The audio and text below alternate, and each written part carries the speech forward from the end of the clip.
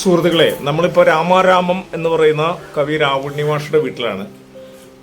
കൃത്യമായിട്ടും 6 വർഷത്തോളം 2018 എന്ന് പറയുമ്പോൾ ഏകദേശം 7 വർഷത്തോളം വന്ന കാവ്യശികയുടെ ഒരു ഘട്ടം, ഒരു പ്രധാന ഒരു പേസ് എന്നുള്ള രീതിയിൽ അതിൻ്റെ ചരിത്രം കുറച്ച് പേർക്ക് അറിയേണ്ടതുണ്ട്, ലോകം മുഴുവൻ അറിയേണ്ടതുണ്ട്, റെക്കോർഡിക്കലി ആക്കേണ്ടതുണ്ട്.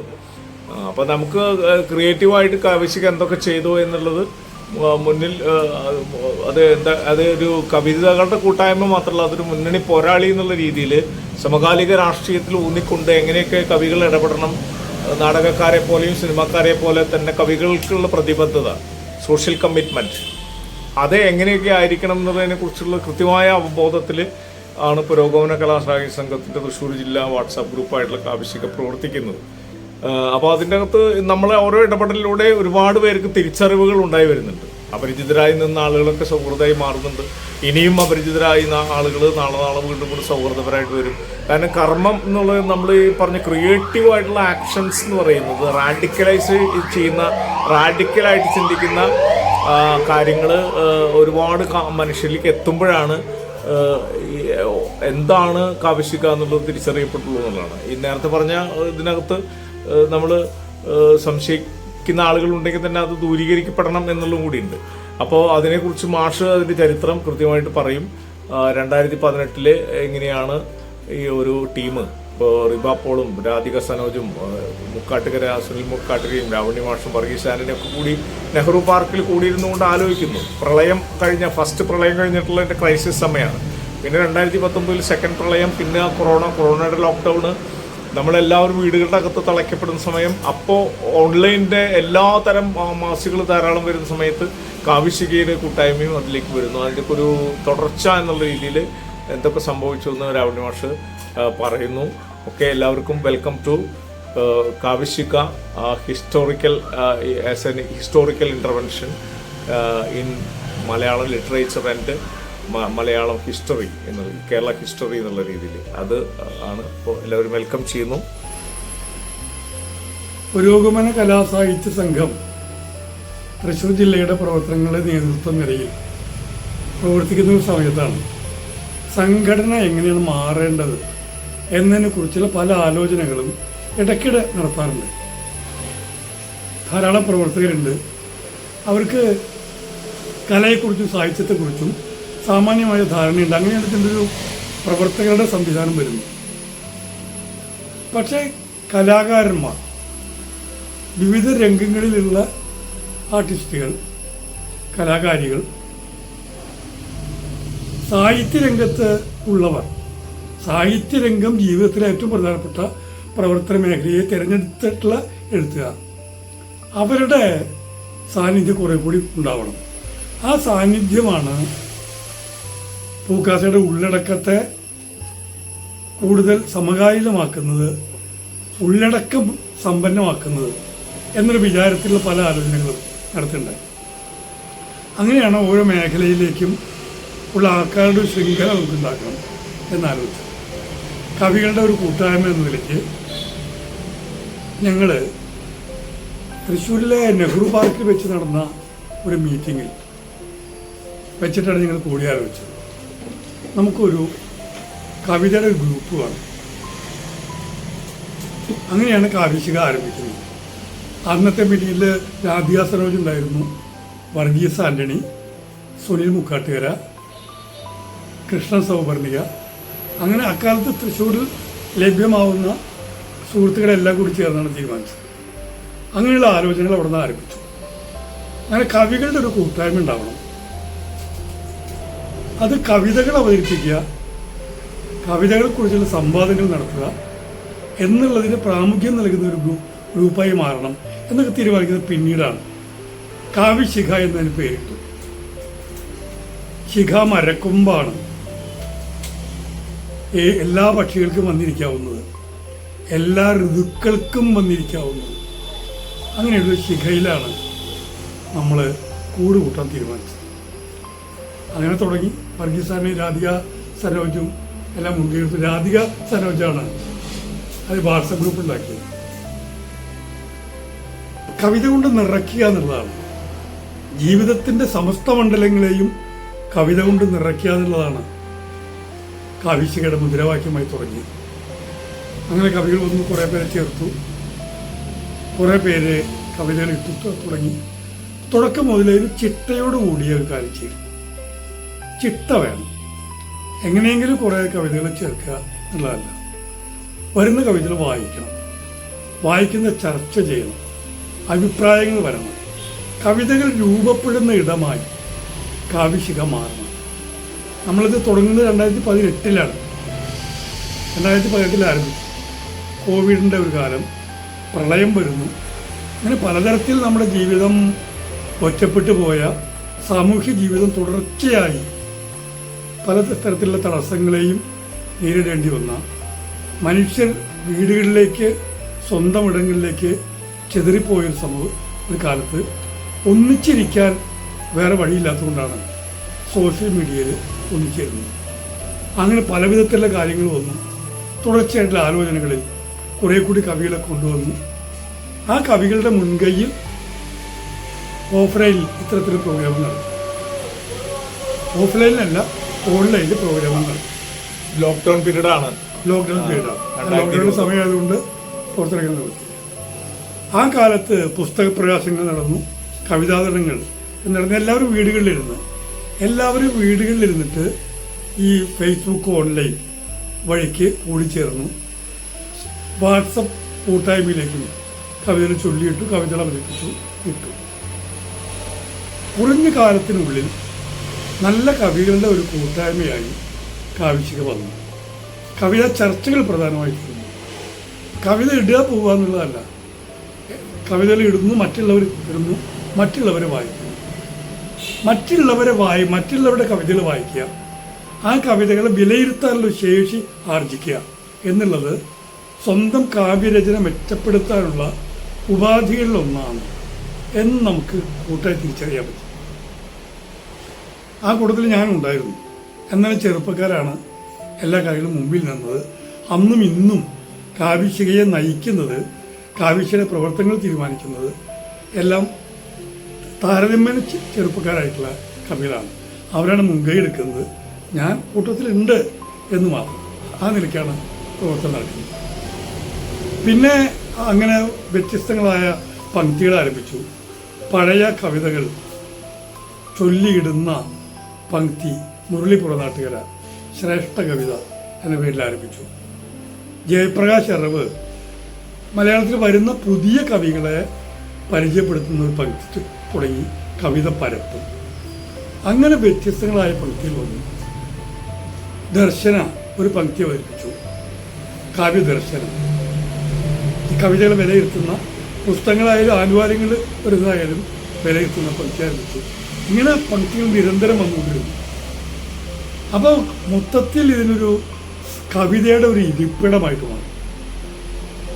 നിങ്ങൾ കവിതകൾ ഇടുന്ന ഒരു ഇടം എന്ന നിലയ്ക്ക് മാത്രമല്ല, കവികളുടെ ഒരു സാമൂഹ്യമായ ജാഗ്രത വർദ്ധിപ്പിക്കുന്നതിൽ ഞങ്ങൾ അത്ര തന്നെ പ്രാധാന്യം നൽകി. അതായത് കവിതയുടെ രൂപശില്പങ്ങൾ, ആവിഷ്കാര സവിശേഷതകൾ എന്നിവ പോലെ തന്നെ കവികളുടെ സാമൂഹ്യ ബോധത്തെ, സാമൂഹ്യ ജാഗ്രതയെ ഉയർത്തിപ്പിടിക്കാൻ ഇപ്പോൾ ചില പ്രവർത്തനങ്ങളൊക്കെ ചെയ്തു.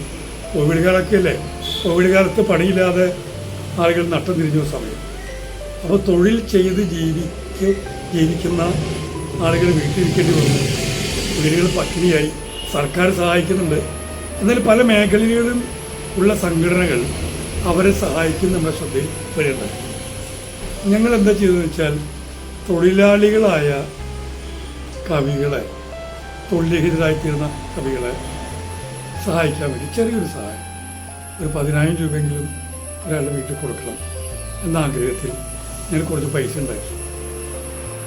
അങ്ങനെ എല്ലാവരും കൂടി ചേർന്ന് കൂടെ ഫണ്ടുണ്ടാക്കി പല ആൾക്കാരുടെയും വീടുകളിൽ പോയി അവർക്ക് ഈ സഹായം നൽകി. ജീവിതത്തിൽ വലിയ പ്രതിസന്ധി അനുഭവിച്ച ഘട്ടത്തിൽ നമ്മുടെ എല്ലാം പ്രിയപ്പെട്ട കവി അലി കടുകശ്ശേരി ഞങ്ങൾ ഈ ഇത് കൊണ്ടുപോയി. ഇത് കിട്ടിയെന്നുള്ളതിൻ്റെ സന്തോഷം, അത് അദ്ദേഹം പറഞ്ഞ വാക്ക് ഇത് ഫേസ്ബുക്കിൽ എഴുതിയത്, അങ്ങനെ ജീവിതം മുന്നോട്ട് എന്നാണ്. ചെറിയൊരു കാര്യമാണ്, പക്ഷേ അത് പല പല അടുപ്പുകളെയും കത്തിക്കാൻ സഹായിച്ചു. പല വയറുകളിലേക്കും വിശപ്പ് മാറ്റാൻ അന്നം എത്തിച്ചു. അത് ചെറിയ സംഗതിയല്ല, ചെറുതാണോ അത്, പക്ഷെ അത് നമ്മൾ ഇത് ചെയ്യുന്നതിന് കൂട്ടുന്ന നമ്മൾ ചെയ്യുന്നത് കൂടെ ആരൊക്കെയോ വേദനിക്കുന്നുണ്ട്, ചികിത്സാ സഹായം നൽകിയിട്ടുണ്ട്. മുഖ്യമന്ത്രിയുടെ ഫണ്ടിലേക്ക്, ദുരിതാശ്വാസ നിധിയിലേക്ക് 1.25 ലക്ഷം രൂപ ഞാൻ അയച്ചു കൊടുത്തു. അപ്പൊ ഇത് ചെയ്യുന്ന എന്താ വെച്ചാൽ ഇതൊരു പ്രവർത്തനമാണ്. കവിത എഴുതൽ മാത്രമല്ല, ലോകം കാണുക, ജീവിതത്തെ കാണുക, ജീവിതത്തിൽ വ്യസനങ്ങളുടെ കൂടെ നിൽക്കുക, വേദനിക്കുന്ന ആൾക്കാരുടെ, ക്ഷീണിക്കുന്ന ആൾക്കാരുടെ, തളരുന്ന മനുഷ്യരുടെ തൊഴിൽ കൈവരിക്കുക. ഇത് പുരോഗമന കലാ സാഹിത്യ സംഘത്തിൻ്റെ നിലപാടാണ്. നിശ്ചയമായും കവികളുടെ കൂട്ടായ്മയുടെ നിലപാടുമായി മാറുന്നു. ആ നിലയ്ക്ക് അങ്ങനെ ഉള്ള പ്രവർത്തനങ്ങൾ ധാരാളമായിട്ട് പിൽക്കാലത്ത് നമ്മൾ പലപ്പോഴും സംഭവിക്കേണ്ടായി. മുഖ്യമന്ത്രിയുടെ ദുരിതാശ്വാസ നിധിയിലേക്ക് CMDRF-ലേക്ക് നിരന്തരം ഞങ്ങൾ ഏതാണ്ട് 4 or 5 വർഷങ്ങളിൽ പണം പിരിച്ച് നൽകിയിട്ട് ഏറ്റവും അവസാനം കൊടുത്തത് വയനാട് പ്രകൃതി ദുരന്തത്തിന് സഹായിക്കാനാണ്. അത് ഒരു നിസ്സാരമായ സംഖ്യയല്ല. ഇത്തരം ഒരു കൂട്ടായ്മയ്ക്ക് കഴിയുന്നതിൻ്റെ അങ്ങേയറ്റം നിങ്ങൾ ചെയ്തിട്ടുണ്ട്. ആ നിലയിൽ വരുന്നു. പിന്നെ ഓഫ്ലൈനിലേക്ക് കവികളുടെ കൂട്ടായ്മ വന്നു, ഒന്നിച്ചിരുന്ന് കവിതകൾ ചൊല്ലാം എന്നൊരവസ്ഥ വന്നു. അപ്പോൾ ഈ കോവിഡിൻ്റെ നിയന്ത്രണങ്ങൾ പിൻവലിച്ചോടു കൂടി നമ്മൾ സാഹിത്യ അക്കാദമിയിലും മറ്റും പ്രോഗ്രാമുകൾ നടത്തി. ഒന്നാം വാർഷികം ഗംഭീരമായി 2021 അത് ഗംഭീരമായി നടന്നു. കവികൾ എന്ന നിലയിൽ ഏറ്റവും നല്ല പ്രവർത്തനം നടത്തുന്ന, മികച്ച കവിതകളുമായി മികച്ച കൂട്ടായ്മയ്ക്ക് വേണ്ടിയുള്ള നേതൃത്വപരമായ പ്രവർത്തനങ്ങൾ, ഇതെല്ലാം വിലയിരുത്തിക്കൊണ്ട് കാവ്യശികയുടെ ഏറ്റവും മികച്ച കവികൾക്ക് പുരസ്കാരം നൽകാൻ തീരുമാനിച്ചു. അങ്ങനെ ഒട്ടേറെ പേർക്ക് എല്ലാ കൊല്ലവും പുരസ്കാരങ്ങൾ നൽകി വരുന്നു. അത് കവികൾ, കാവ്യശികയുടെ അംഗങ്ങൾ മൊത്തത്തിലാണ് വോട്ട് ചെയ്ത് ജേതാക്കളാരെ എന്ന് തീരുമാനിക്കുന്നത്. ഇതുവരെ ഞങ്ങൾ തീരുമാനിച്ചത് ഏറ്റവും കൂടുതൽ വോട്ട് കിട്ടിയ ആൾക്കാർ തന്നെയാണ് പുരസ്കാര ജേതാക്കളായി. അപ്പോൾ അത് കാവ്യശികയുടെ ഒരു വലിയ കൂട്ടായ്മ, വലിയൊരു പ്രവർത്തനമായിട്ട് ഇതൊരു ജനാധിപത്യ രീതിയാണത്. പിന്നെ കവികൾ വീട്ടിലിരുന്നുകൊണ്ട് ഒരു കവി ഓൺലൈനിൽ കവിത അവതരിപ്പിക്കുന്നു. അതിന് കവിമുറ്റം എന്നാണ് പേര്. ഒരു കവിയുടെ മുറ്റത്ത് അദൃശ്യരായിട്ടല്ലാതെ നമ്മളെല്ലാവരും വരുന്നു. ഓൺലൈനിൽ ആ പരിപാടി ചെയ്തുകൊണ്ടിരിക്കുന്നു. കാവ്യസന്ധ്യ എന്ന പേരിൽ ഓരോ ആഴ്ചയിലും തിരഞ്ഞെടുക്കുന്ന 3-4 കവികളുടെ കവിതകൾ അവതരിപ്പിക്കുന്നത്. അത് കാവ്യശികയുടെ ഏറ്റവും അഭിമാനത്തോടു കൂടി ഞാൻ പറയും, ഏറ്റവും മികച്ച പ്രവർത്തനമായിട്ടാണ് ഞങ്ങളത് ചെയ്യുന്നത്. ഈ 4 പേരോ 3 പേരോ കവിതകൾ അവതരിപ്പിക്കുന്നു. ഈ കവിതകൾ നേരത്തെ തന്നെ കാവ്യശികയുടെ ഗ്രൂപ്പിലിടുന്നു. ആ ഗ്രൂപ്പിലിട്ട് എല്ലാവരും വായിക്കുന്നു. ആ വായിച്ചിട്ടാണ് നമ്മൾ ഈ പരിപാടി പങ്കെടുക്കാൻ വരുന്നത്. കവി ഈ കവിത എഴുതാണ്ടായ സാഹിത്യത്തെക്കുറിച്ച് വേണമെങ്കിൽ പറയുന്നു, നമ്മളത് കേൾക്കുന്നു, കവിത പ്രസൻറ്റ് ചെയ്യുന്നു. പിന്നെ എല്ലാവരും ചർച്ചയിൽ പങ്കെടുക്കുന്നു. അത് വളരെ മികച്ച നല്ല വിമർശനം വരുന്നുണ്ട്, നല്ല പിന്തുണയും കവികൾ നൽകുന്നുണ്ട്. കവികളെല്ലാം വളരെ അഭിമാനത്തോടു കൂടിയാണ്. വലിയ ഒരു 1000കണക്കിന് ആൾക്കാർ പങ്കെടുക്കുന്ന ഒരു വലിയ മീറ്റിങ്ങിൽ അവതരിപ്പിക്കുമ്പോൾ കിട്ടുന്ന കയ്യടി നൽകുന്ന ആനന്ദത്തിനേക്കാളും അർത്ഥവത്തായ പ്രതികരണങ്ങളാണ് ഒരു ചെറിയ സദസ്സ്. 25 പേർ, അത് 50 വരെ ആവാറുണ്ട്. ആ തരത്തിലെ മീറ്റിങ്ങുകൾ അതൊക്കെ ഇപ്പോഴും തുടർന്നുകൊണ്ടിരിക്കുകയാണ്. ഇങ്ങനെ പലതും വരുന്നു. പിന്നെ അംഗങ്ങളുടെ കവിതകൾ പരിചയപ്പെടുത്തുന്ന, പുസ്തകങ്ങൾ പരിചയപ്പെടുത്തുന്ന പങ്ക്തികൾ വരുന്നു. ഇങ്ങനെ പുതുമയുള്ള പങ്ക്തികൾ കാവ്യശിക നിലനിർത്തുന്നു. കാവ്യശിക തൃശ്ശൂരിലാണല്ലോ ഇതിൻ്റെ കേന്ദ്രം. അപ്പോൾ മൊത്തത്തിലുണ്ടായിരുന്ന ആൾക്കാരെ എല്ലാവരുടെയും പങ്കാളിത്തത്തിനൊരു ഏകീകൃതമായ സ്വഭാവം ഉണ്ടാക്കാൻ വേണ്ടി 5 ഗ്രൂപ്പുകളായി തിരിച്ചു, 5 ടീമുകളുണ്ടാക്കി. ആ ടീമുകളെല്ലാം തൃശ്ശൂർ ജില്ലയിൽ ജനിച്ചു വളർന്ന പ്രമുഖരായ കവികളുടെ പേരിലാണ്. വൈലോപ്പിള്ളി, വള്ളത്തോൾ, NV കൃഷ്ണവാര്യർ, മാധവിക്കുട്ടി, മുള്ളനേഴി, ഈ കവികളുടെ പേരിലാണ് ടീമുണ്ടാക്കി. ഇപ്പോൾ ആ ടീമുകളുടെ മുൻകൈയിലാണ് പ്രവർത്തനം മുഴുവൻ നടക്കുന്നത്. വളരെ ആവേശത്തോട് കൂടിയിട്ടാണ് ഓരോ ടീമും, ഒരു ടീമിൻ്റെ അകത്ത് ഒരു 30 പേർ തൊട്ടാണ് ഉണ്ടാവുക. അത്ര ആൾക്കാരെ കൂട്ടിയിണക്കി അവിടെ പരിപാടികൾ ആവിഷ്കരിക്കുന്നു, എന്നിട്ട് പൊതു ഗ്രൂപ്പിലിടുന്നു. ഓരോ ടീമിനും ഓരോ ദിവസമുണ്ട്. തിങ്കൾ മുതൽ വെള്ളി വരെ ഓരോ ദിവസം എന്ത് വേണമെങ്കിലും അവർക്ക് അവതരിപ്പിക്കാം. ഇപ്പം സ്ഥിരമായിട്ട് ചില പങ്ക്തികളുണ്ട്. ആ ഒരു പങ്ക്തി എന്താണെന്ന് വെച്ചാൽ ഒരു കവിത ഇടും, കവിയുടെ പേരില്ല, കവിത ഇട്ടിട്ട് നിങ്ങൾക്ക് എന്താ അഭിപ്രായം? ഇപ്പം മുഖം നോക്കാതെ നമുക്ക് ഈ കവിത വിലയിരുത്താൻ പറ്റും. അത് ഗംഭീര സൂപ്പർ ഹിറ്റ് വിജയമായി തീരുന്നൊരു പ്രോഗ്രാമാണ് കാവ്യവിശകലനം. അത് ഏറ്റവും ഗംഭീരം തീർന്നു. കാരണം എന്ത് വേണമെങ്കിൽ പറയാം, ഒരു കവിക്ക് തൻ്റെ കവിതയെക്കുറിച്ചുള്ള വിവിധങ്ങളായ കാഴ്ചപ്പാടുകൾ അതിങ്ങനെ മുഖം നോക്കാതെ കിട്ടണം. എൻ്റെ പേര് കണ്ടു വെച്ചാൽ എന്നോട് ഇഷ്ടമുള്ളവരോ അങ്ങനെയുള്ള ആൾക്കാർ മുഴുവൻ നല്ലത് മാത്രമേ പറയുള്ളൂ. എന്നോട് ഇഷ്ടത്തിന് മിണ്ടൂല്ല. ഇതങ്ങനെയല്ല, നല്ല വിമർശനം വരും. അപ്പോൾ എന്തുണ്ടാവും, നല്ല കാവ്യശിക എന്നുള്ളത് ഒരു കളരിയായിട്ട് മാറും. പിന്നെ ഞങ്ങൾ ഓഫ്ലൈനിൽ ഇത് തുടങ്ങിയോടുകൂടി സാഹിത്യ അക്കാദമിയിലെ കവിയരങ്ങുകൾ, പുസ്തക പ്രകാശനങ്ങൾ, കവിതാ ചർച്ചകൾ ഇതൊക്കെ ചെയ്തു. അതൊക്കെ ഇപ്പോഴും തുടർന്നുകൊണ്ടിരിക്കുന്നു. ഒറ്റ കവിതാ ചർച്ചയുണ്ട്. പിന്നെ ഒറ്റ കവിതാ ചർച്ചയുണ്ട്. ഒറ്റ കവിതാ ചർച്ച എന്നുള്ള പങ്ക്തി എന്താ ചെയ്യുന്നത് എന്ന് വെച്ചാൽ ഒരു ഒറ്റ കവിയുടെ പേരിടും. ആ കവിത പ്രസന്റ് ചെയ്യും. എല്ലാവരും ചർച്ചയിൽ പങ്കെടുക്കും. അപ്പോൾ നമ്മൾ ഈ പങ്ക്തികൾ ഇങ്ങനെ അവതരിപ്പിക്കുന്ന പ്രധാനപ്പെട്ട പങ്ക്തികൾ വേണ്ട രീതിയിൽ ശ്രദ്ധിക്കപ്പെടാനും ആവശ്യമായ പരിഗണന കിട്ടാനും വേണ്ടി രാവിലെ 8 മണിക്ക് അത് ഇടുന്നു. 12 മണി വരെ ഇതിനെക്കുറിച്ചുള്ള ചർച്ച മാത്രമാണ്. അപ്പോൾ ഒരു കൃതിക്ക് കിട്ടാവുന്ന പരമാവധി പ്രതികരണം ഉണ്ടാക്കാൻ സാധിക്കും. പിന്നെ അന്ന് പകരം ഇടാം. 12 മണി കഴിഞ്ഞാൽ മറ്റ് പോസ്റ്റുകൾ വരും. ഈ ടീമുകളിലുള്ള കവികൾ, അത്ര ആൾക്കാരെയുള്ള കവിതകൾ വരും. അതിലെല്ലാം ഒരു ചിട്ടയുണ്ട്. ഒരു ചിട്ടയിൽ എല്ലാവരും കവിത എടുക്കും. ഒരു ദിവസം 25 കവിതയൊക്കെ വരുന്നുണ്ട്. നിസ്സാരമായ സംഗതിയല്ല. അത്ര വലിയ ഒരു ടീം വർക്ക് എന്ന നിലയ്ക്ക് ഇതിനെക്കുറിച്ച് എല്ലാം പ്രതികരണം വരും. അപ്പോൾ നമ്മൾ അന്ന് പറഞ്ഞ സംഗതി, ഒരു കവിത പോസ്റ്റ് ചെയ്യണമെങ്കിൽ അതിന് മുമ്പ് വരെ തൊട്ട് മുകളിലുള്ള 10 കവിത വായിച്ച അഭിപ്രായമാണ്. അങ്ങനെ ഒരു കർശന നിർദ്ദേശം തുടക്കത്തിൽ നടത്തിയത്. നമുക്ക് മിക്കവാറും കവിതാ ഗ്രൂപ്പുകളുടെ സ്ഥിതി അറിയാം. കവിത ഇങ്ങനെ പോസ്റ്റ് ചെയ്യുന്നു, തുറുതുര പോസ്റ്റ് ചെയ്യുന്നു. ചിലപ്പോൾ ഒരു തമ്പ് വരും, ഇമോജികൾ. കാവ്യശികയിൽ ഇമോജി പാടില്ല എന്നല്ല, ഇമോജി മാത്രമായിട്ടുള്ള തമ്പ് മാത്രം ഇടുക, ആ പരിപാടി ഇല്ല. എന്തെങ്കിലും എഴുതിയിട്ട് വേണമെങ്കിൽ ഒരു കുപ്പി വെക്കാം, ഒരു തമ്പ് വെക്കാം. അപ്പോൾ ഇമോജി മാത്ര പ്രതികരണം കാവ്യശികയിലില്ല. എഴുതിയിടണം. നിങ്ങൾക്ക് എന്താണ് പറയാനുള്ളത്? ഒരു 3 വാചകങ്ങൾ. അപ്പം ഇങ്ങനെ പ്രതികരണം ഇടാൻ ശ്രമിക്കുമ്പോൾ സംഭവിക്കുന്നത് കവിതയെ ഇവർ ആഴത്തിൽ വായിക്കും. ഉത്തരവാദപ്പെട്ട ഒരു പ്രവർത്തനമാണ് കമൻറ്റ് ചെയ്യാറുള്ളത്. വായിച്ചിട്ട് ഇത് വിലയിരുത്തി സ്വന്തം നിലയ്ക്ക് അളന്ന് തൂക്കിയെടുക്കും. എന്നിട്ടാണ് ഈ അഭിപ്രായങ്ങൾ പറയുന്നത്. ഇങ്ങനെ തയ്യാറാക്കുന്ന അഭിപ്രായങ്ങൾ കവികൾക്കും വളരെ വിലപ്പെട്ടതാണ്. ഇങ്ങനെയാണ് കാവ്യശിക ഒരു എന്താ പറയുക, കവികളുടെ കളരിയായിട്ട് മാറുന്നത്. ഇതിൽ വലിപ്പ ചെറുപ്പങ്ങളില്ല. ഇപ്പോൾ വളരെ പ്രശസ്തർ എന്ന് പറയാവുന്ന വലിയ ആളുകൾ, സച്ചിദാനന്ദ മാഷെ പോലെ, കെ വി രാമകൃഷ്ണൻ മാഷെ പോലെ വളരെ പ്രശസ്തരായ വ്യക്തികൾ കാവ്യശികരുണ്ട്. അവരിടയ്ക്കെല്ലാം ഇടപെടും.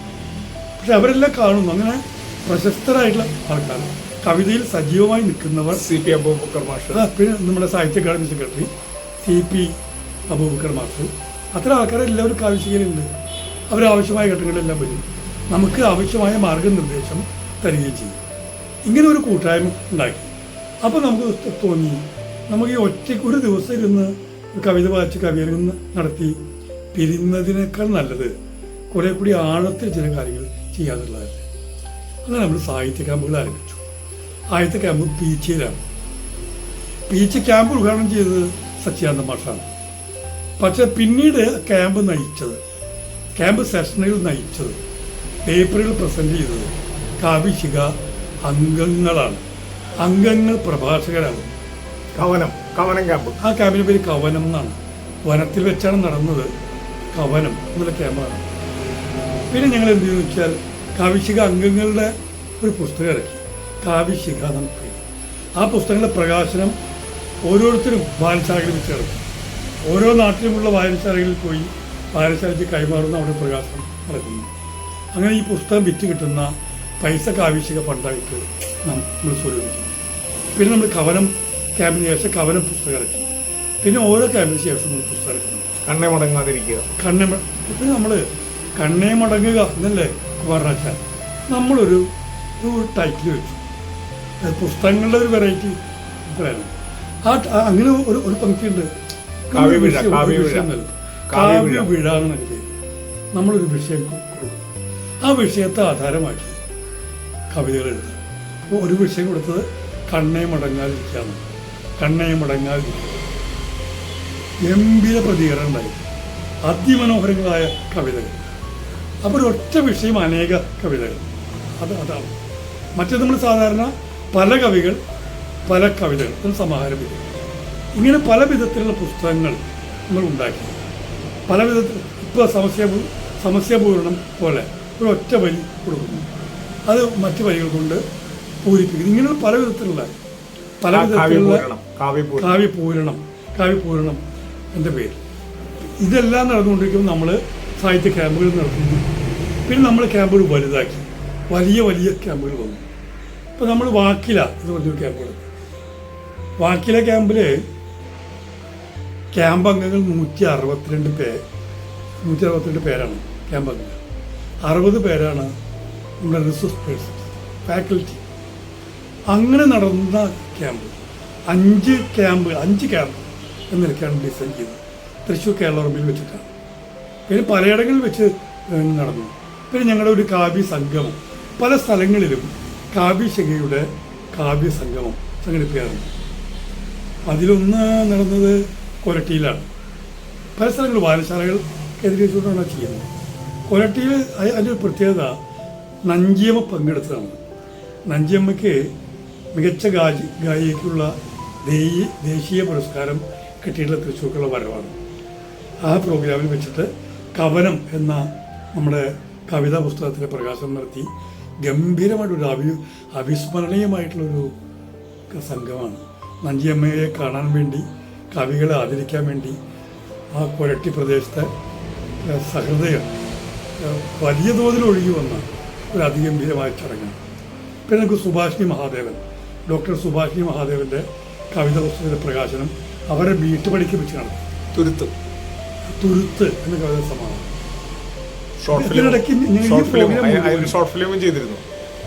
ഈ പ്രോഗ്രാം മുഴുവനും തത്സമയ സംപ്രേഷണം നമ്മുടെ ഓൺലൈൻ പ്രസിദ്ധത്തിൽ കൂടെ യൂട്യൂബിൽ കൂടെ നമുക്ക് കൊടുക്കാൻ പറ്റും. ഈ കവിതകൾ യൂട്യൂബ് ആവുന്നു, നമ്മുടെ പ്രോഗ്രാമുകൾ യൂട്യൂബിൽ വരുന്നു. അതിലൂടെ ഇത് ലോകത്തെമ്പാടും ഇത് പരക്കുന്നു. ചാക്കോടി അന്തിക്കാടാണ് ആ ഒരു പ്രവർത്തനത്തിന് ഏറ്റവും ഗംഭീരമായിട്ടുള്ള മാതൃക എന്ന നിലയിൽ പ്രവർത്തിച്ചുകൊണ്ടിരിക്കുന്നത്. അങ്ങനെ എല്ലായിടത്തേക്കും എത്തിക്കുന്നു.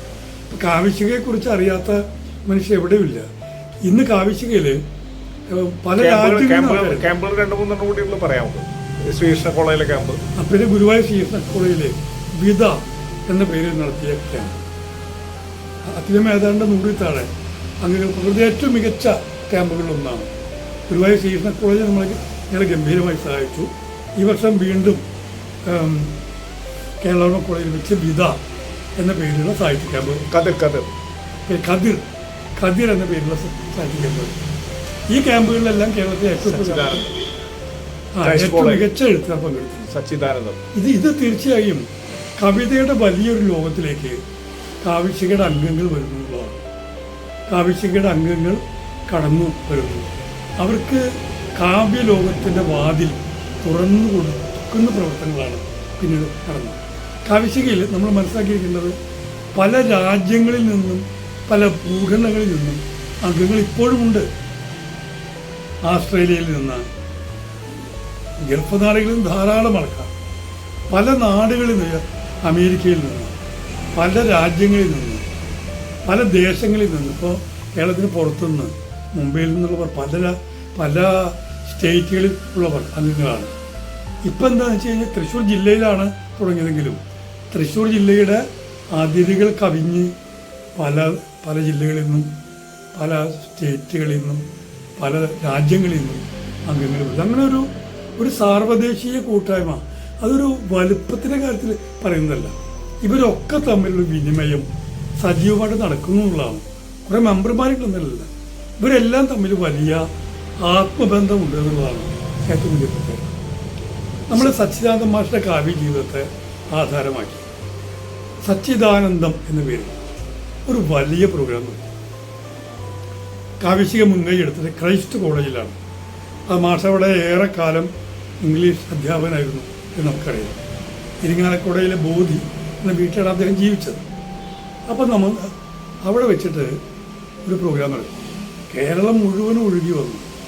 എല്ലായിടത്തുനിന്നും വലിയ പ്രതിഭകളെല്ലാം പങ്കെടുത്ത എം മുകുന്ദനും സാറ ജോസഫും അങ്ങനെയുള്ള ഏറ്റവും തലയെടുപ്പുള്ള എഴുത്തുകാർ, വലിയ എഴുത്തുകാർ, അങ്ങനെ ധാരാളം യുവതലമുറ ക്യാമ്പസിലേക്ക് വിദ്യാർത്ഥികളിലേക്ക് എല്ലാം ചെന്നെത്തുന്ന വലിയ പ്രവർത്തനങ്ങൾ നടത്തുന്നു. കുട്ടികളുടെ ഒരു ഗ്രൂപ്പുണ്ട്. അതിശയോക്തിയില്ലാതെ ഞാൻ പറയും, മുതിർന്നവരുടെ കവിതകളേക്കാൾ എത്രയോ ഗംഭീരമായ കവിതകളാണ് 3-ാം ക്ലാസ്സിലും 4-ാം ക്ലാസ്സിലും 5-ാം ക്ലാസ്സിലും പഠിക്കുന്ന കുട്ടികൾ എഴുതിക്കൊണ്ടിരിക്കുന്നു. അപ്പം അങ്ങനെ കുട്ടികളുടെ മേഖലയിൽ പ്രവർത്തിക്കുന്നു. കുട്ടികൾക്ക് വേണ്ടി സാഹിത്യ മത്സരം നടത്തുന്നു. ക്യാമ്പ് സംഘടിപ്പിക്കുന്നു. കമ എന്ന പേരിൽ കുട്ടികൾക്ക് വേണ്ടി ക്യാമ്പ് തൃശ്ശൂർ കേരള കോളേജിൽ വെച്ച് റീബ പോൾ നേതൃത്വം നൽകിയ ക്യാമ്പ് നടന്നു. അപ്പം അങ്ങനെ ബഹുമുഖങ്ങളായ പ്രവർത്തന മേഖലയ്ക്ക് വരുന്നു. പല നാടുകളിലേക്ക് ഞങ്ങൾ ചെല്ലുന്നു. ഞങ്ങൾ ചെയ്യുന്ന ഒരു അനൗപചാരികമായ കാര്യം കവികളുടെ വീട്ടിൽ കൂടി ചെയ്യുന്നു. ഇപ്പം എൻ്റെ വീട്ടിൽ, ഇതെൻ്റെ വീട്ടിലിരുന്നാണ് ഞാനത് പറയുന്നത്. എൻ്റെ വീട്ടിലേക്ക് ഇവിടെ വന്നു കവികളുടെ വലിയ സംഘമാണ്. അപ്പം അങ്ങനെ വർഗീസ് ആന്റണിയുടെ വീട്ടിൽ പോകുന്നു. അങ്ങനെ അവിടെയെല്ലാം നമ്മൾ ചെല്ലുന്നു, കവികളുടെ വീട്ടിലെത്തുന്നു. കവികളുടെ വീട്ടിലുള്ള ചില സൗഹൃദ സമ്മേളനങ്ങൾ ഇതൊക്കെ നടക്കും. ഇങ്ങനെ വാക്കില ക്യാമ്പിന്റെ പുസ്തകങ്ങൾ, ഇതിന് വാക്കില ചൂണ്ടുവരൽ എന്ന ക്യാമ്പിന്റെ പ്രവർത്തനം നടക്കും. ഈ കൂടുതൽ പറയേണ്ടതാണ് സാമൂഹ്യ പ്രാധാന്യമുള്ള വിഷയങ്ങളെ ആധാരമാക്കി കാവ്യശിക നടത്തിക്കൊണ്ടിരിക്കുന്ന ക്യാമ്പ്. നമ്മൾ തുടങ്ങി വെച്ചത് അവിടെ ഇന്ത്യ നേടുന്ന എൻ്റെ രാജ്യം എന്ന ഒരു ക്യാമ്പയിൻ നടത്തും. 100 കണക്കിന് ആൾക്കാർ. നമ്മൾ ശ്രദ്ധിക്കേണ്ടത് നമ്മുടെ കൺവെട്ടത്തില്ലാത്ത ഒരുപാട് എഴുത്തുകാർ വരുന്നു. എൻ്റെ രാജ്യം എന്നൊരു സ്വാതന്ത്ര്യദിനത്തിൻ്റെ ഭാഗമായിട്ടാണ് വരുന്നത്. സ്വാതന്ത്ര്യം, ജനാധിപത്യം ചർച്ചാ വിഷയമാകുന്ന കവിതകൾ വരും. കർഷകർക്ക് ഐക്യദാർഢ്യം, പിന്നെ അതെ, കർഷക സമരത്തിന് ഐക്യദാർഢ്യം. പിന്നെ മണിപ്പൂരിനെ കുറിച്ച് നടത്തിയ ഇന്ത്യയിലങ്ങനെ ഇത് പല സ്ഥലങ്ങളിലും ഇതിനെക്കുറിച്ച് കേട്ടറിഞ്ഞിട്ട് ആൾക്കാർ ഇന്ത്യയിൽ ഇങ്ങനെ കാര്യം സംഭവിക്കുന്നു. മണിപ്പൂർ എന്നൊരു വിഷയത്തെ ആധാരമാണ്. ആ നരവേട്ട ഇന്നും നടന്നുകൊണ്ടിരിക്കുകയാണ്. വർഷങ്ങൾ പിന്നിട്ട് ഇതാ ആ കൊലയും നിലവിളികൾ അവസാനിക്കുന്നേ ഇല്ല. പക്ഷേ കാവ്യശികയുടെ ഒരു ചൂണ്ടുവിരൽ എന്ന പേരിലുള്ള പുസ്തകമാണ് മലയാളത്തിൽ വന്നു. അതിനെ പരിഭാഷപ്പെടുത്തി ഇംഗ്ലീഷിൽ ഇറക്കി. കേരളത്തിൻ്റെ സാംസ്കാരിക കേരളത്തിൻ്റെ കാവ്യ കേരളത്തിൻ്റെ പ്രതിഷേധം എന്ന നിലയ്ക്ക് ആ പുസ്തകമാണ് stain of agony. Doctor Ajay Narayanan, Ruby ഫൈസലൊക്കെ മുൻകൈ എടുത്തിട്ടാണ് ആ പുസ്തകത്തിൻ്റെ പ്രവർത്തനം നടന്നത്. ഇങ്ങനെ നടന്നത്. ഇപ്പോൾ കാവ്യശിക എന്താ ചെയ്യുന്നത്? കാവ്യശിക അംഗങ്ങൾ ഒക്കെ ആയിട്ടുള്ള ആൾക്കാരുടെ കവിതകൾ ഇംഗ്ലീഷിലേക്ക് ഒരു പുസ്തകം തയ്യാറാക്കി സച്ചിദാനന്ദം അന്ന് നടത്തിയ പ്രഭാഷണങ്ങൾ മുഴുവൻ ശേഖരിച്ചെടുത്ത് സച്ചിദാനന്ദ മാസ്റ്ററുടെ അപൂർവമായ ഫോട്ടോകളും ഒക്കെ വെച്ചുകൊണ്ടുള്ളൊരു ഗംഭീരമായ പുസ്തകം ഇതാ വരാനിരിക്കുന്നു. ഇങ്ങനെ വിവിധങ്ങളായ നമ്മുടെ പബ്ലിക്കേഷൻ ആരംഭിക്കുന്നു. കാവ്യശിക ബുക്ക് ഹൗസ് പുസ്തകങ്ങൾ ഇറക്കുന്നു. അപ്പം ഇങ്ങനെ ഒരു 5-10 പേരുടെ ഇറക്കിയിട്ടുണ്ട് അല്ലേ? 8-10 പേരുടെ പുസ്തകങ്ങൾ ഇറക്കിയിട്ടുണ്ട്. ഏതാണ്ട് 10-ലേറെ പുസ്തകങ്ങൾ കാവ്യശിക പുറത്തിറക്കിയിട്ടുണ്ട്. കവികളുടെ കൂട്ടായ്മയാണ് ഞങ്ങൾ ചെയ്യുന്നത്. പ്രോഗ്രാമുകൾക്ക് ആവശ്യമായ നിലമ്പൂർ നമ്മുടെ ക്യാമ്പയിൻ നിലമ്പൂര് എം സ്വരാജ് മത്സരിച്ച തെരഞ്ഞെടുപ്പിൽ മതേതര കേരളത്തിൻ്റെ ശബ്ദം, സാംസ്കാരിക ശബ്ദം എന്ന നിലയ്ക്ക് നടന്ന ഒരു സാംസ്കാരിക സംഗമത്തിൽ ഞങ്ങൾ പങ്കെടുത്തു എന്ന് മാത്രമല്ല, കാവ്യശികയുടെ ഒരു ടീം ഒരു വണ്ടി വിളിച്ച് അവിടെ പോയി തെരുവായ തെരുവിലെല്ലാം കവിത ചൊല്ലി നടന്നു, പാട്ടുകൾ ചൊല്ലി നടന്നു. 25,000 പേരാണത് യൂട്യൂബിൽ കണ്ടത്. ആ നിലയിൽ എല്ലായിടത്തും, അതായത് ദേശത്തിൻ്റെ ഭൂഖണ്ഡങ്ങളുടെ അതിർത്തികൾ മാറ്റുകൊണ്ടുള്ള പ്രേക്ഷക സമൂഹത്തെയാണ് കാവ്യശ്ശേരി ഉണ്ടായിക്കൊണ്ടിരിക്കുന്നത്. അപ്പം ഇങ്ങനെയെല്ലാമുള്ള പ്രവർത്തനങ്ങളാണ് കാവ്യശ്ശേരി ചെയ്തുകൊണ്ടിരിക്കുന്നത്. ഇപ്പം നമ്മൾ ചെയ്തുകൊണ്ടിരിക്കുന്ന ഇപ്പം ഞാനീ പറയുന്ന ദിവസം തുടരുന്ന ഒരു കാര്യം, ലോകം തുടർച്ചയായ യുദ്ധങ്ങളുടെ, ഘോര യുദ്ധങ്ങളുടെ ഇടങ്ങളായി മാറിക്കൊണ്ടിരിക്കുകയാണ്. ഒരിടത്ത് ശാന്തമായാൽ മറ്റൊരിടത്ത്, ഒരു സ്ഥലത്ത് വെടിനിർത്തൽ പ്രഖ്യാപിച്ചാൽ മറ്റൊരു സ്ഥലത്ത് യുദ്ധം ആരംഭിക്കുന്നു, വേറൊരു സ്ഥലത്ത് അവസാനിക്കാത്ത ജീവഹാനിയും അവസാനിക്കാത്ത മനുഷ്യഹത്യയും അനന്തമായ നിലവിളികളും ആയുധ കച്ചവടവും ആയുധ വിൽപ്പനയും ഒക്കെ നടക്കുന്നതിനെതിരെ ഞങ്ങളൊരു ക്യാമ്പയിൻ നടത്തി. ഈ ക്യാമ്പയിനൊക്കെ വരുന്നത് പ്രത്യേക സമാധാന ജ്വാല എന്ന പേര് നടത്തിയതാണ്. ഈ എല്ലാ ക്യാമ്പയിലും മണിപ്പൂരിലായാലും നമ്മുടെ കൺമുമ്പിൽ വരാത്ത, നമുക്ക് ഏറെക്കുറെ അദൃശ്യരായി നിൽക്കുന്ന എഴുത്തുകാരാണ് എല്ലാ ഇടങ്ങളിൽ നിന്നും വരുന്നത്. മണിപ്പൂരെ കുറിച്ചൊക്കെയുള്ള കവിത, അതുപോലെ പ്രണയദിനം ആചരിക്കാൻ പാടില്ല, പശുവിനെ കെട്ടിപ്പിടിക്കണം എന്നൊരു ഉത്തരവ് വന്ന സമയത്ത് ഫെബ്രുവരി 14 ഫാസിസ്റ്റ് വിരുദ്ധ പ്രണയ ക്യാമ്പയിൻ നടത്തുന്നു. വാലന്റൈൻസ് ഡേ കാവ്യങ്ങളുണ്ട്, വേൾഡ് വാലന്റൈൻസ് ഡേ. അത് പ്രണയം എന്നുള്ളത് ഒരു ഫാസിസ്റ്റ് വിരുദ്ധ മുദ്രാവാക്യമാണ് എന്ന് പറഞ്ഞുകൊണ്ടാണ് ആ ക്യാമ്പയിൻ. അതൊക്കെ വരുന്ന ആരാണെന്ന് നോക്കും, കൂടുതലും പെൺകുട്ടികളാണ്, തട്ടമിട്ടവർ. അങ്ങനെ ന്യൂനപക്ഷങ്ങളുടെ ഇടയിൽ നിന്ന്, ദളിതരുടെ ഇടയിൽ നിന്ന്, അതിലൊക്കെ ഏറ്റവും കൂടുതൽ ആൾക്കാർ പങ്കെടുത്തത് വയനാട് ജില്ലയിൽ നിന്നാണ്. ആദിവാസി ഊരുകളിൽ നിന്ന് കവികൾ വരുന്നു. അവിടെയെല്ലാം ഒരരങ്ങായി കാവ്യശിക മാറുന്നതാണ്. ഇപ്പം നടത്തുന്ന യുദ്ധം എന്നുള്ളത് 100-200 ആൾക്കാരൊന്നുമല്ല, 1000 കവിഞ്ഞാണ് ഇപ്പോഴും അതിൻ്റെ ഇത് നടന്നുകൊണ്ടിരിക്കുന്നത്. ഇങ്ങനെയുള്ള വളരെ കുട്ടികളെ ഏറ്റെടുത്തത് ഉദ്ഘാടനം ഇപ്പോൾ ഓരോ ദിവസവും പ്രമുഖരായിട്ടുള്ള എഴുത്തുകാരാണ് ഉദ്ഘാടനം ചെയ്തത്. ആദ്യത്തെ ദിവസം സച്ചിദാനന്ദ മാഷായിരുന്നു, പിന്നെ അഷ്ടമൂർത്തിയാണ്, ആലക്കുടിയാണ്, പിന്നെ അശോകൻ ചെരുവിലാണ്, അങ്ങനെയുള്ള CP ബുക്കറാണ്, പിന്നെ പ്രിയനന്ദനൻ സംവിധായകൻ. അവരെല്ലാമാണ് ഓരോ ദിവസവും ഓരോ ദിവസത്തെയും ക്യാമ്പയിൻ അഷ്ടമൂർത്തി വന്നിട്ടില്ലേ വരാൻ പോകും. ആ കൂട്ടത്തിൽ ഇപ്പോൾ അഷ്ടമൂർത്തി വരാൻ പോകുന്നു. ആ കൂട്ടത്തിൽ ഇപ്പോൾ 4-5 ദിവസമായി ആ ഉദ്ഘാടന ചടങ്ങ്, അത് ഓരോ ദിവസത്തെയും സമാധാന ജ്വാല എന്ന ക്യാമ്പയിൻ്റെ ഉദ്ഘാടന ചടങ്ങിൽ പങ്കെടുക്കുന്നത് കുട്ടികളാണ്. കുട്ടികൾ എത്ര വയസ്സുകാർ? 3-ാം ക്ലാസ്സിൽ പഠിക്കുന്നവർ, 4-ാം ക്ലാസ്സിൽ പഠിക്കുന്നവർ തൊട്ട് തുടങ്ങി ഏതാണ്ട് +2 വരെയുള്ള കുട്ടികളാണ് അതിൻ്റെ ഉദ്ഘാടനം നിർവഹിക്കുന്നത്, അതിൽ അധ്യക്ഷരായിരിക്കുന്നത്, അതിൽ സ്വാഗതം പറയുന്നത്, നന്ദി പറയുന്നത്. കുട്ടികളുടെ കവിതകൾ ധാരാളം വരുന്നു. മലയാളത്തിൽ മാത്രമല്ല, ഇംഗ്ലീഷിലും ഹിന്ദിയിലും ഉള്ള കവിതകൾ നമ്മുടെ ക്യാമ്പയിനിൽ വന്നുകൊണ്ടിരിക്കുന്നു. ബാംഗ്ലൂരിൽ നിന്നൊക്കെ സ്വമേധയ ആൾക്കാർ ഇങ്ങനെ വന്നുകൊണ്ടിരിക്കുകയാണ്. അപ്പം ഇങ്ങനെ വരുന്നു ഒരു ക്യാമ്പയിൻ എന്നുള്ളത്. ജൂൺ 17 ആരംഭിച്ചത്. അതെ, ജൂൺ 17 ആരംഭിച്ചത്. ജൂൺ 17 ആരംഭിച്ചത്. അതിങ്ങനെ തുടർന്നുകൊണ്ടേയിരിക്കുകയാണ്. കാരണം യുദ്ധം അവസാനിച്ചിട്ടില്ല, യുദ്ധത്തിൻ്റെ കെടുതികൾ അവസാനിച്ചിട്ടില്ല, യുദ്ധത്തിൻ്റെ നിലവിളികൾ അവസാനിച്ചിട്ടില്ല. അതുകൊണ്ട് യുദ്ധം അരുത് അരുത് എന്ന് ഓരോ കുഞ്ഞിൻ്റെ കാതിലും ചെന്ന് നമ്മൾ കേൾപ്പിക്കുകയാണ്. ആയുധം ഉണ്ടാക്കുന്നവർ കേൾക്കട്ടെ, ആയുധം എറിയാൻ ഉത്തരവിടുന്നവർ കേൾക്കട്ടെ, രക്തദാഹവുമായി ബോംബുകളും ആയുധങ്ങളും കൊണ്ട് ചൊരിയുന്നവർ കേൾക്കട്ടെ, ഹിംസയുടെ വക്താക്കൾ മുഴുവൻ കേൾക്കട്ടെ.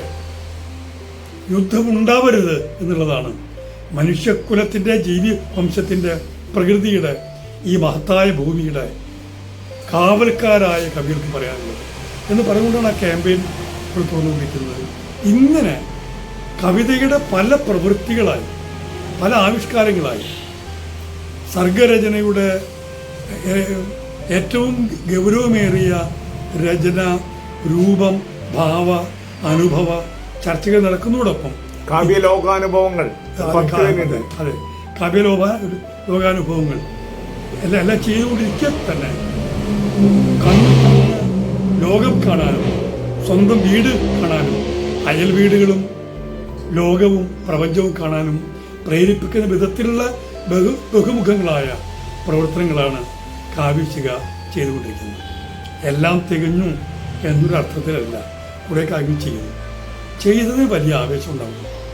കാവ്യശിഖയിൽ വരുന്ന ആളുകൾ ഒക്കെ പറയുന്നത് കാവ്യശിഖ അവരെ വലിയ തോതിൽ പ്രചോദിപ്പിക്കുന്നുണ്ട്, മാറ്റി തീർക്കുന്നുണ്ട് എന്നതാണ്.